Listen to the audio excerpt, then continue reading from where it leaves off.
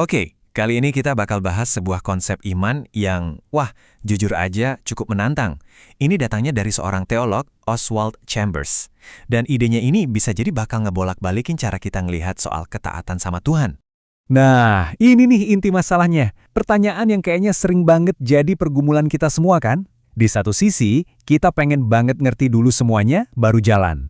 Di sisi lain, ada panggilan buat, ya udah taat aja. Jadi mana dulu nih? Ngerti dulu atau taat dulu? Dan disinilah bedanya teman-teman.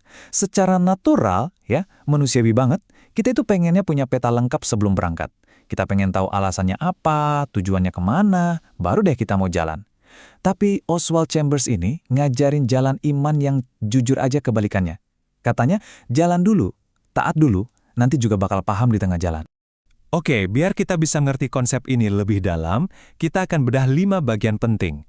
Kita mulai dari paradoks utamanya, terus kita bahas soal menyerahkan hak diri, lanjut ke ketaatan sehari-hari, gimana caranya tetap beriman pas Tuhan lagi diem, dan terakhir soal panggilan kita buat jadi orang yang setia. Oke, kita masuk bagian pertama ya. Menurut Chambers nih, kekristenan yang sejati itu ukurannya bukan seberapa wow perasaan rohani kita hari ini. Bukan itu, fondasinya itu jauh lebih kuat, yaitu ketaatan total sama Kristus. Udah, itu aja. Kutipan ini jujur ngena banget.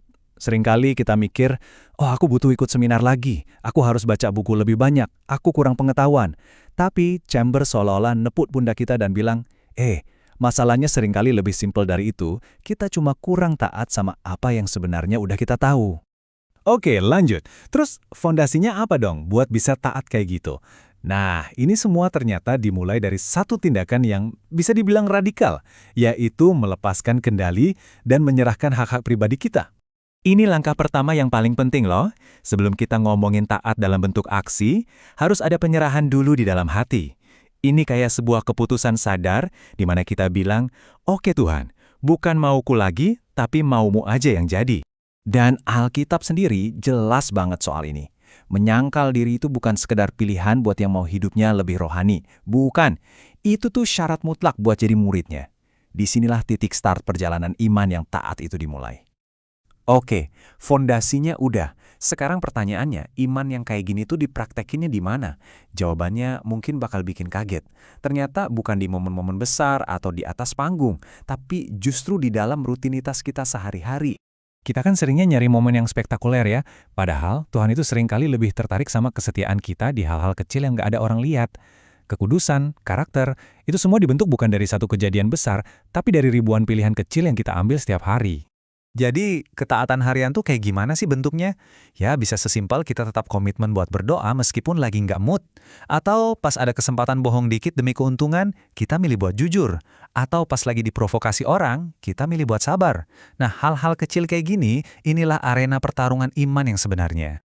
Dan prinsip ini dikuatkan banget di Alkitab.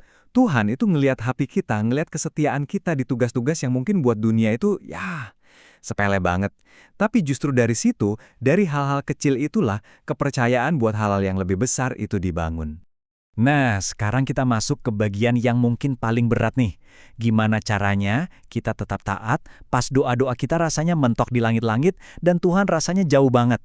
Wah, ini nih ujian iman yang sesungguhnya. Dan ini pertanyaan yang wajar banget. Mungkin kita semua pernah ada di titik ini kan. Pas lagi bingung-bingungnya, nggak ada jawaban, nggak ada tanda dari surga, terus pegangan kita apa? Di momen kayak ginilah, definisi iman jadi super penting. Iman itu ternyata bukan soal perasaan hangat atau keyakinan yang menggebu-gebu, bukan emosi. Menurut Chambers, iman itu adalah sebuah keputusan, sebuah pilihan sadar buat tetap percaya dan tetap taat, bahkan saat semua perasaan kita teriak sebaliknya. Ayat ini tuh kayak jangkar buat kita. Kita ini dipanggil buat jalan berdasarkan apa yang kita percaya, berdasarkan firman Tuhan, bukan berdasarkan apa yang mata kita lihat atau apa yang perasaan kita rasakan. Ketaatan yang sejati itu, ya dia terus jalan aja, meskipun nggak ada penjelasan apa-apa. Dan seringkali, justru di masa-masa hening itulah Tuhan lagi kerja paling dalam di hidup kita.